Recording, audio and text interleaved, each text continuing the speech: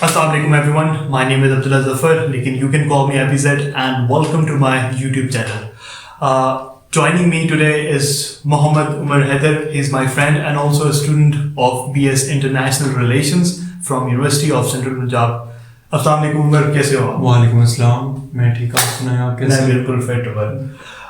उमर, आज आपने हमारे व्यूअर्स को ब्रीफ करना है on this war between Iran and Israel and America and how do you see it developing, اور اس کے ساتھ ساتھ کیا ایران یہ جنگ کو مزید سسٹین کر پائے گا اسرائیل اور امریکہ کے خلاف؟ عمر ٹیک اٹ اوے۔ سب سے پہلے تو عبداللہ بات یہ ہے کہ جیسے ہی امریکہ اور اسرائیل نے مل کے کمبائن اٹیک کیا ایران کے اوپر، امریکہ نے اس چیز کو ریزن بنایا ہے کہ ایران کیا کہہ رہا ہے، اپنے یورینیم کو ڈیولپ کر رہا ہے، نیوکلیر ویپن کو ڈیولپ کرنے کی کوشش کر رہا ہے، جو انہوں نے مین کاز بتائی ہے اس جنگ کے پیچھے۔ اچھا، وہ چیز تو ریجیکٹ ہو جاتی ہے IAEA کی مطلب پریس ریلیز کے بعد، کیونکہ ان کو ایسی کوئی چیز نہیں ملی انٹرنیشنل اٹامک انرجی ایجنسی کو ایران کے اندر، انٹرنیشنل اٹامک انرجی ایجنسی کو کوئی بھی ایسی چیز نہیں ملی ایران کے اندر کہ جو اس چیز کو پروو کرے کہ ایران اپنے نیوکلیر ویپن کو ڈیولپ کر رہا ہے یا یورینیم کی تعداد کو بڑھا رہا ہے۔ تو یہ تو ایک چیز ریجیکٹ ہو جاتی ہے جو امریکہ جس کلیم کے اوپر آیا تھا۔ اب جانتے ہیں کہ اس کے پیچھے مین پرپز اور انٹرسٹ کیا تھا امریکہ کے اٹیک کرنے کا۔ اگر ہم اس کو کرٹیکلی دیکھیں تو اس میں صرف اسرائیلی انٹرسٹ نظر آ رہا ہے فی الحال۔ وہ یہ ہے کہ ایک تو اسرائیل کا انٹرسٹ تھا، دوسرا جو کہ ابھی ویسٹرن اینالسٹ بات کر رہے ہیں وہ یہ کہہ رہے ہیں کہ سعودی عرب اور اسرائیل نے مل کے امریکہ کو فورس کیا کہ آپ ایران کے اوپر اٹیک کریں، ان کی رجیم کو چینج کریں۔ اس میں اسرائیل کا انٹرسٹ تھا کیونکہ اسرائیل کے وہ اس طرح سے کہ سعودی عرب جو کہ یمن کے اندر اس کے کچھ انٹرسٹ ہیں سعودی عرب کے، تو سعودی عرب کے لیے وہاں پہ سب سے بڑا خطرہ ہوتیز باغی ہیں جو کہ جن کو ایران سپورٹ کرتا ہے۔ تو وہ سمجھتا ہے کہ جب تک یہ رجیم موجود ہے تو سعودی عرب کا انٹرسٹ وہاں پہ پروٹیکٹ نہیں ہو سکتا، تو انہوں نے اس چیز کو ہیلپ آؤٹ کیا ہے اسرائیل کے الانگ سائڈ ود اسرائیل کہ ایران کے اوپر اٹیک کیا جائے اور خامنہئی کی رجیم کو گرایا جائے اور ایک نئی پپٹ گورنمنٹ بٹھائی جائے۔ تو یہ اور دوسرا ایران جو اسرائیل کا تو سمجھ میں آتا ہے اسرائیل کے لیے سب سے بڑا جو ایگزسٹنٹ تھریٹ ہے اسرائیل سمجھتا ہے مڈل ایسٹ کے اندر وہ ایران ہی ہے۔ دس از اونلی کنٹری جس کو اسرائیل سمجھتا ہے ہمارے لیے سب سے بڑا تھریٹ ہے، زائنزم کو مطلب کہ زائنزم کو اپوز کرتا ہے، اور دوسرا مطلب کہ اس کے لیے سب سے بڑا ایک تھریٹ ہے۔ اب بات آتی ہے کہ امریکہ کا یہاں پہ انٹرسٹ کیا ہے۔ دیکھیں، امریکہ نے جیسے ہی خامنہئی کی ڈیتھ کے بعد ڈیوائس آف خامنہئی، امریکہ نے کیا کیا ہے کہ امریکہ نے ساتھ ہی بات کرنا شروع کر دی کہ ہم یہاں پہ رجیم لے کے آئیں۔ جو امریکہ کی جو نظر ہے وہ ایرانین آئل کے اوپر ہے، اس کے ریسورسز کے اوپر، کہ اس کو کیپچر کیا جا سکے، کیونکہ خامنہئی کے ہوتے ہوئے اس رجیم کے ہوتے ہوئے وہ اس آئل کی ریسورس تک رسائی تو نہیں حاصل کر سکتے، تو وہ اس کو ٹاپر ڈاؤن کر کے ایک اپنی پپٹ گورنمنٹ بٹھا کے جو ایرانین آئل کو مصدق ملک کی گورنمنٹ نے 56 میں نیشنلائز کیا تھا اس کو دوبارہ سے یہ اپنے پرپز کے لیے یوز کر سکیں۔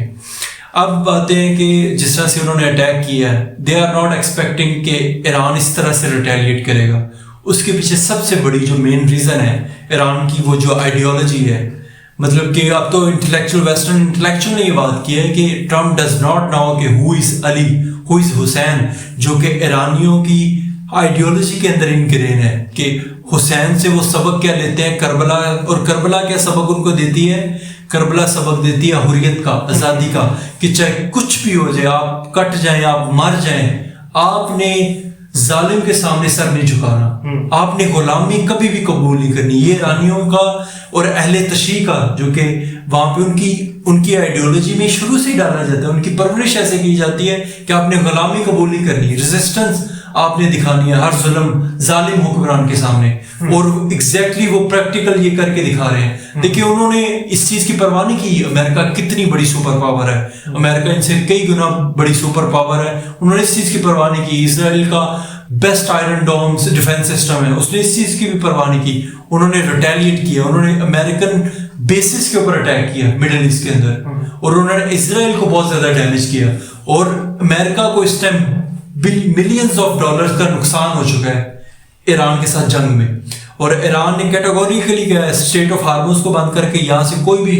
شپ، کوئی بھی آئل شپ یہاں سے نہیں گزریں گی۔ اور ایران نے اس چیز کو چیلنج کیا ہے. اس نے ابھی ان کے وزیر خارجہ نے بات کی کہ ہم آپ کو چیلنج کرتے ہیں, آپ یہاں سے گزر کے دکھائیں. اور یہ جو ایرانین اگریشن ہے, میں سمجھتا ہوں کہ ایران اس ٹائم جو ایران کا اگریشن ہے یہ صرف ایران کی جنگ نہیں ہے. اگر آپ دیکھیں جس طرح سے امریکہ افریقہ کے اندر مطلب کہ مینوپلی اپنی قائم کر رہا ہے, افریقہ کے اندر ایکسپلوئٹیشن کر رہا ہے, پھر مڈل ایسٹ میں دیکھیں, میں سمجھتا ہوں ایران اس time rest of the world جتنے لوگ اس سے اسٹرگل کر رہے ہیں اس امریکن اگریشن کے خلاف, جو کہ ٹرمپ کی بے وقوفانہ پالیسیز ہیں, جو کہ وہ دنیا کو میں سمجھتا ہوں تھرڈ ورلڈ وار کے دہانے پر لے آیا ہے. ایران تو ان سب کی جنگ لڑ رہا ہے, کیونکہ جس طرح سے ٹرمپ مطلب کہ امپوز کر رہا ہے ہر کنٹری کے اوپر, جو اس کی بات نہیں مانتا ایز اے مطلب کہ کنگ کی طرح ان کو حکم دے رہا ہے. مطلب کہ امریکہ از نو مور اے ڈیموکریٹک اسٹیٹ جو کہ تیزی سے کولیپس کر رہا ہے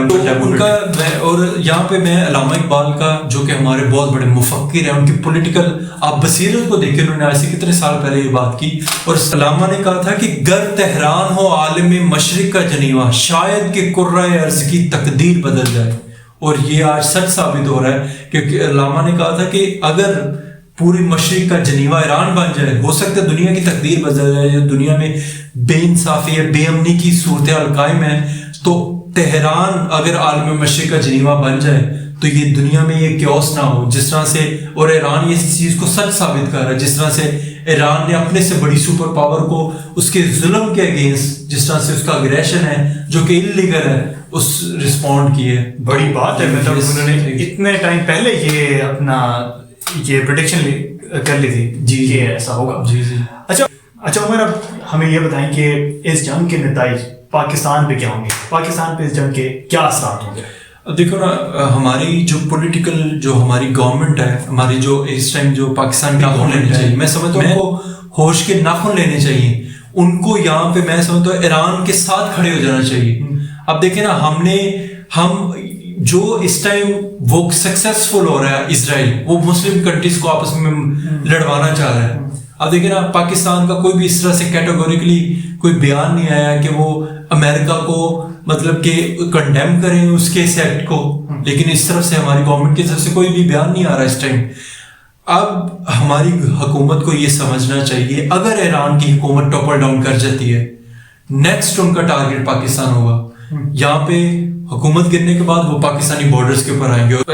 اسرائیل کے جو فارمر مطلب کہ پولیٹیکل پاور کے جو لوگ ہیں, وہ یہ بات کر رہے ہیں کہ وہ گریٹر بلوچستان بنائیں گے, جس میں ایران کا کچھ حصہ ہے, کچھ پاکستان کا حصہ ہے, کچھ پاکستان کا حصہ ہے, کچھ افغانستان کا حصہ ہے, جس کو وہ گریٹر بلوچستان میں جس کو وہ گریٹر بلوچستان کا نام دے رہے ہیں. اور آپ یہ دیکھیے گا کہ اگر یہ اس پہ کامیاب ہو جاتے ہیں تو انڈیا اور اسرائیل کا جو نیکسس بنے گا بلوچستان کو مزید ڈی اسٹیبلائز کرے گا. را اور وسعت کا جو نیکسس ہوگا, مطلب ہاں یس, تو اس کو بلوچستان کو مزید ڈی اسٹیبلائز کرے گا. اور کیا کرے گا, یہاں پہ بلوچستان کے ریسورسز کو بھی وہ کیپچر کریں گے, اور پاکستان کے اندر بھی مزید یہاں پہ پاکستان کو ڈی اسٹیبلائز کریں گے, پولیٹیکلی بھی اور اکانومیکلی بھی پاکستان کو ویک کیا جا سکے.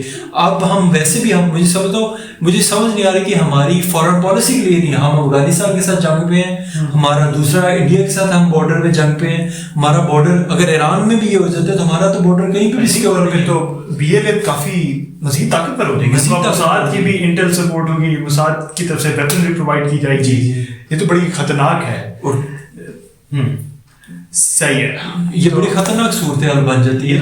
تو یہ اس کا جو اس کے کانسیکوینسز آپ دیکھیں نا پھر کہاں پہ جاتے ہیں. اور میں سمجھتا ہوں 56 اسلامک ملک ہے اس ٹائم, واحد ایک ایران جو کہ اہل تشیع مسجد جو کہ ہمارے اہل تشیع فرقہ ہے, واحد ایران ہے جو کہ کھڑا ہوا ہے.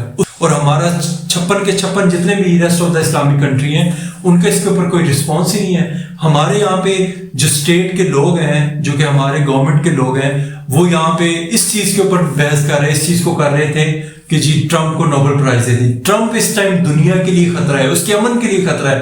غزہ میں دیکھ لیں, مڈل ایسٹ میں دیکھ لیں, افریقہ میں دیکھ لیں, اور ابھی یہ ایران کی صورتحال. اور آخر میں وہ علامہ اقبال کا ایک اور شعر کوٹ کروں گا.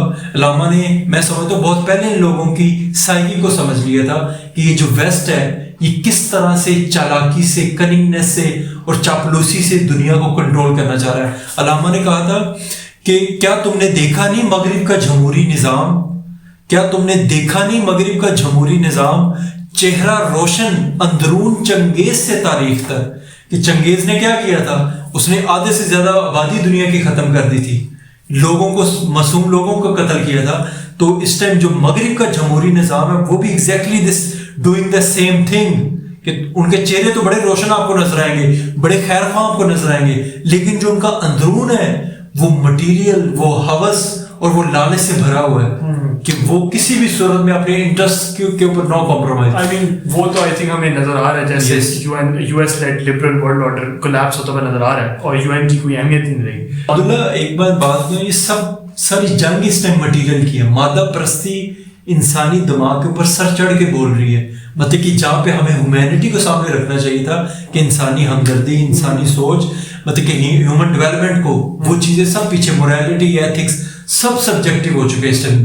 مطلب کہ ہر چیز کولیپس کر رہی ہے, مادہ پرستی مطلب کہ پوری طرح سے حاوی ہو چکی ہے. انٹرنیشنل ریلیشنز ہے اس چیز کا نام کہ دنیا میں یا بین الاقوامی سیاست میں موریلٹی اور ایتھکس کی کوئی ویلیو نہیں ہے.